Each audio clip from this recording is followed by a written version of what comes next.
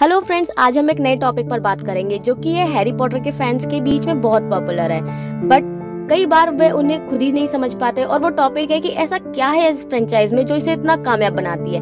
इतने टाइम के बाद भी ये फ्रेंचाइज इतनी कामयाब बनी हुई है। तो चलिए आज इसी टॉपिक पर बात करते हैं कि क्यों ये फ्रेंचाइज इतनी सक्सेसफुल है। सबसे पहले तो बात आती है बुक्स की, क्योंकि अगर बुक्स नहीं आती तो मूवीज भी नहीं आती, और बुक्स भी मूवीज की तरह ही बहुत ही सक्सेसफुल रही हैं। तो बुक का पूरा क्रेडिट जो जाता है वो जाता है इसकी राइटर J.K. रोलिंग को। ये बात तो हमें माननी पड़ेगी कि J.K. रोलिंग वाकई में एक कमाल की राइटर है। उन्होंने एक बुक के थ्रू एक ऐसी दुनिया बना दी जिस पर यकीन करने के लिए हम सभी मजबूर हो गए।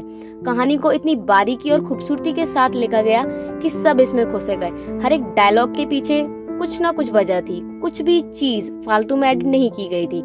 यही बात इस बुक को इतनी खास बनाती है। नेक्स्ट हम बात करेंगे इसके कैरेक्टर डेवलपमेंट को लेकर। इस मूवी से कैरेक्टर को बहुत ही अच्छे से डेवलप किया गया है। हर कैरेक्टर के पीछे उसकी एक स्टोरी है जो काफी हद तक उसके प्रेजेंट बिहेवियर को डिस्क्राइब करती है। जैसे कि हैरी की स्टोरी, उसने डसलीज के यहाँ कभी भी अपना परिवार नहीं मिला।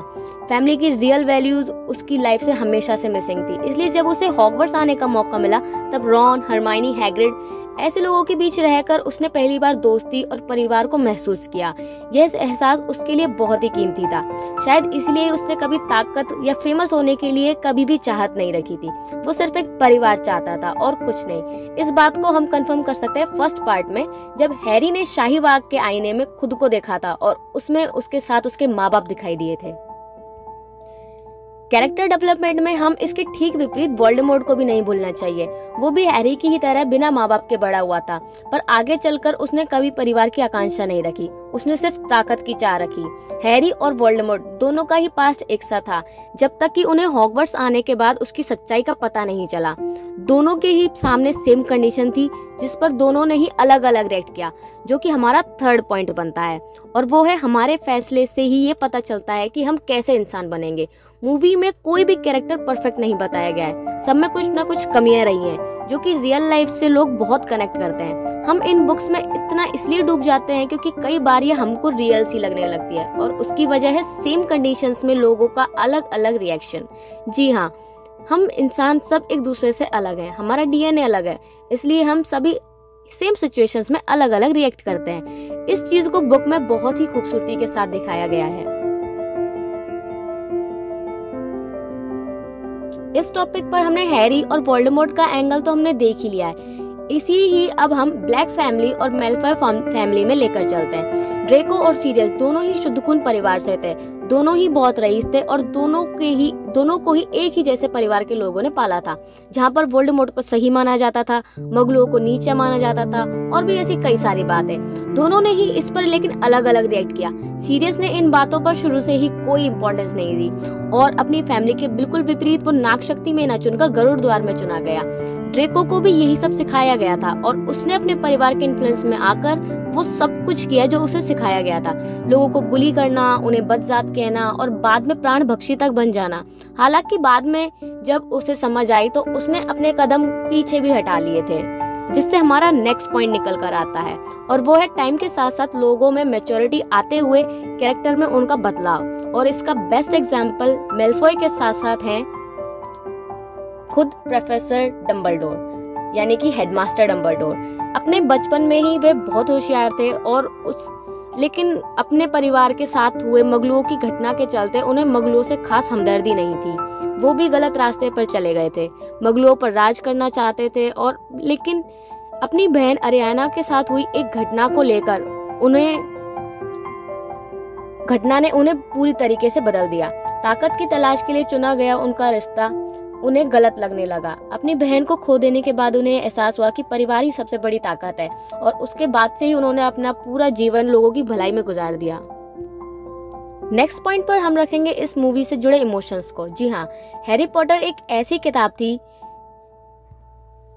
जिसमें लिखे लोगों के कैरेक्टर्स के इमोशंस को इतना जीवंत कर दिया कि हम उन्हें सच मानने लगे। अगर ऐसा नहीं होता तो हम कभी भी स्नेप के कैरेक्टर को इस तरीके से नहीं जुड़ पाते उन चंद मिनटों के सीन में, जो कि हमें लास्ट पार्ट में दिखाए गए थे। हम स्नेप के कैरेक्टर से इसलिए इतना जुड़ पाए क्योंकि हम पहले से उसके बिहेवियर को जानते थे। लेकिन हमें उसके नजरिए को देखने का भी मौका मिला। साथ ही प्यार, दोस्ती, दुश्मनी, हंसी मजाक, कंपटीशन की भावना, सब कुछ मानो जैसे सच हो। फैमिली की इम्पोर्टेंस, दोस्तों की इम्पोर्टेंस और एक सही मेंटोर की इम्पोर्टेंस, इस मूवीज में इन सब चीजों को बहुत ही अच्छे से दिखाया गया है। जरा एक बार सोच कर देखिए कि अगर हैरी को डंबलडोर जैसे मेंटोर नहीं मिले होते तो शायद हैरी भी भटक सकता था, पर डंबलडोर ने उसे खुद पर विश्वास करना, अपने दोस्तों पर विश्वास बनाए रखना और उसकी मदद, इन सब में उसकी बहुत मदद की। Harry Potter and order of the Phoenix के एक सीन में जब हैरी पर वोल्डेमॉर्ट का कब्जा हो जाता है, तब डंबलडोर ही उसे बाहर निकाल पाते हैं। वो उससे एहसास दिलाते हैं कि वोल्डेमॉर्ट और उसमें काफी कुछ एक जैसा होने के बावजूद भी वो उससे बहुत अलग है। वो है दोस्ती, प्यार और दूसरे इंसान के लिए उसके दिल में परवाह। यह मूवी में बहुत ही शानदार सीन था जब हम एक बार और हैरी को वोल्डेमॉर्ट से जीतते हुए देख सकते हैं। नेक्स्ट पॉइंट है फैंटेसी क्रीचर्स।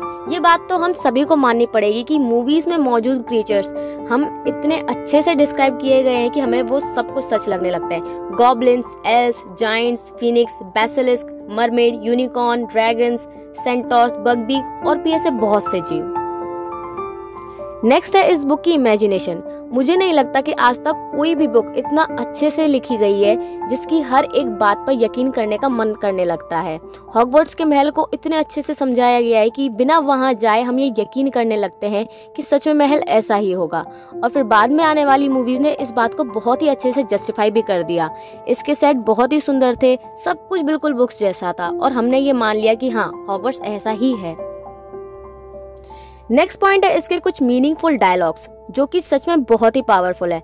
पर्सनली मेरा फेवरेट है जब डंबलडोर कहते हैं, happiness can be found even in the darkest of times if one only remembers to turn on the light. इसका मतलब है कि खुशी को सबसे अंधेरे समय में भी पाया जा सकता है, बस हमें उजाले का दामन थामे रखने की जरूरत है।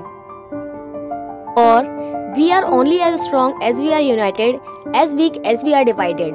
मतलब हम जब तक एक साथ हैं तब तक बहुत ही मजबूत है, अलग अलग हो जाने पर उतने ही कमजोर। ये लाइंस विजार्डिंग वर्ल्ड में ही नहीं बल्कि रियल लाइफ में भी उतनी ही इम्पोर्टेंट है।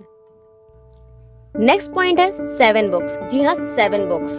जेके रोलिंग ने ये बहुत ही अच्छे से किया कि उन्होंने सब कुछ एक ही जगह ना भरकर इसे 7 बुक्स में डिवाइड किया। हर बुक एक जर्नी की तरह है जो हमें थोड़ा सा आगे ले जाती है। आखिरी बुक इसकी मंजिल है, मतलब एक प्रॉपर शुरुआत, फिर एक सफर जिसमें काफी सारे एडवेंचर्स और सबसे लास्ट में एक सेटिस्फाइड एंडिंग। नेक्स्ट पॉइंट है इसका hero and villain. Avengers end game and infinity war ये इतनी कामयाब क्यों है आप समझ सकते हैं, क्योंकि इनका विलेन बहुत मजबूत था। उससे लड़ने में सबको बहुत सी मुश्किलें आई। अगर विलेन कमजोर होता तो सब उसे बहुत ही आसानी से हरा देते और लोगों को कुछ खास मजा नहीं आता। ठीक यही थ्योरी को जस्टिफाई करती है हैरी पॉटर। इसके विलेन को बहुत ही शक्तिशाली और खतरनाक बताया गया है जो किसी को भी मारने से नहीं हिचकिचाता। वो क्रूअल है, दिखने में डरावना है, पावरफुल है और उससे जुड़ी हुई एक बैक स्टोरी भी है। अब आप ही बताओ कि एक विलेन को मजबूत बनाने के लिए और क्या चाहिए। सारी क्वालिटीज वोल्डेमॉर्ट में थी। वो तो इतना खतरनाक था कि लोग उसका नाम तक लेने में डरते थे। अब बात करते हैं हीरो की। हैरी सिर्फ एक बच्चा था जब उसने पहली बार वोल्डेमॉर्ट को हराया, पर क्या सच में हैरी ने ये कमाल किया था? नहीं, ये मुमकिन हुआ था हैरी की माँ लिली की वजह से। उसके मन में अपने बेटे के लिए इतना प्यार था कि उसने अपनी जान तक दे दी उसे बचाने के लिए। उसके इसी सेक्रीफाइस की वजह से हैरी पर प्रोटेक्शन चार्म बना, जिससे वोल्डेमॉर्ट नहीं तोड़ पाया और खुद ही अपने शरीर को खो बैठा। फिर जैसे जैसे स्टोरी आगे बढ़ती है, हैरी सीखता हुआ आगे जाता है। जब भी वो कमजोर पड़ता है, उसे संभालने के लिए उसके साथ हमेशा कोई ना कोई खड़ा दिखाया गया है। मूवी में और बुक्स में हैरी को बहुत ही इंटेलिजेंट स्टूडेंट ना दिखाकर एक एवरेज स्टूडेंट की तरह दिखाया गया, बट उसके मोरल्स की वजह से उसे हमेशा अपने साथ दोस्तों का साथ मिला और बाद में उन सब की ही मदद की वजह से वो वोल्डेमॉर्ट को हरा पाने में कामयाब हो पाया, जो कि मूवी का बेस्ट एलिमेंट है। बुराई पर अच्छाई की जीत। रास्ता कठिन था बट एट द एंड अच्छाई की ही जीत हुई। नेक्स्ट पॉइंट कह सकते हैं हम इसको, जो इस मूवी को इतना एंगेजिंग बनाता है, इस बुक को इतना एंगेजिंग बनाता है, वो है ट्रेजर हंट्स। ये पॉइंट बहुत ही इंटरेस्टिंग है। ये बुक्स एंड मूवीज हमें कई बार ऐसा एहसास दिलाती हैं कि हम एक ट्रेजर हंटिंग पर निकले हैं और हम भी हैरी के साथ साथ ही खुद भी इन पजल्स को सॉल्व करने लगते हैं। पारस पत्थर को ढूंढना, नेक्स्ट बुक में बेसिलिस्क की पहेली को सॉल्व करना, फिर टाइम ट्रेवल, भविष्यवाणी की खोज, हाफ ब्लड प्रिंस की खोज और आखिर में हॉक्रिक्स की खोज। ये सब कुछ बिल्कुल ट्रेजर हंटिंग की तरह ही लगने लगता है। ये सब चीजों में इन सब एलिमेंट्स की वजह से बुक्स और मूवीज हमें काफी इंगेजिंग लगने लगती है। एंड लास्ट में हम रखेंगे स्टार कास्ट को। ये बात तो हम सभी को माननी पड़ेगी कि इन बुक्स पर मूवीज नहीं बनाई जाती तो वो भी इतने अच्छे कास्ट के साथ, तो शायद ये इतनी ज्यादा फेमस फ्रेंचाइज नहीं होती। हॉगवर्ट्स और विजार्डिंग वर्ल्ड को लेकर के हम इतना क्लियर नहीं हो पाते। मूवी में दिखा गया सेटअप और इन सभी एक्टर्स ने इस बुक को असली दुनिया में लाकर खड़ा कर दिया। डैनियल रैडक्लिफ हमें सच में हैरी पॉटर लगने लगते हैं, और खास तौर पर डंबलडोर के कैरेक्टर को निभाने वाले एक्टर को देखकर हमें लगने लगता है सच में कि डंबलडोर ऐसे ही होंगे, काम बट पावरफुल। सारे ही सीन्स बहुत ही अच्छे से फिल्माए गए, खासतौर पर फाइनल बैटल वाला सीन जहां हमें वोल्डेमॉर्ट की ताकत का एहसास होता है। सब कुछ इतना परफेक्ट था कि सब कुछ रियल सा ही लगने लगा। तो फ्रेंड्स, ये जितने भी पॉइंट्स थे ये मेरे खुद के पर्सनल पॉइंट्स थे। आपको हैरी पॉटर की फ्रेंचाइज इतनी अच्छी क्यों लगती है और आपको क्या लगता है कि इसके इतने सक्सेसफुल होने के पीछे क्या रीज़न है, आप नीचे कमेंट सेक्शन में बता सकते हैं। और हम मिलेंगे फिर नेक्स्ट वीडियो में, तब तक के लिए बाय बाय।